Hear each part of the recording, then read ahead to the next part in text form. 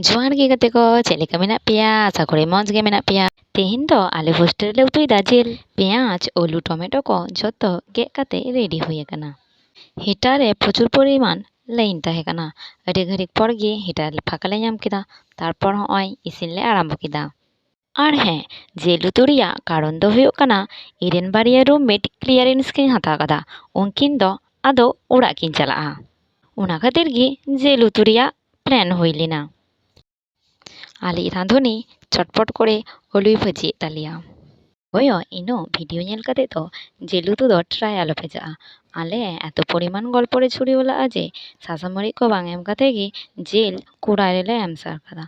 आदो चेद ले चिकाया मा ओंका काते गे बन उठु कागा। तारपरे मसला को ले एम केदा। भाग्य भालो गे तालिया जे पुन हर पुन छोड़ते बाले पुलुं कादा। ताहले तो 12टा बाजाव कोआ उतु रेयाग। जाई होक फाइनाली उतु दो उतु लेका गे नेलोग कान तालिया। आलिया उतु मा इसिन काते रेडी एन तालिया। और हॉस्टेल रे सेदिन को उतु लागा मिद घाटी काते बेले दाल और बांधा कपि।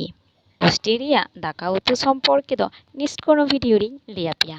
और नोंडे हुयुग कान तालिया उतु रेयाग भाग बाटा।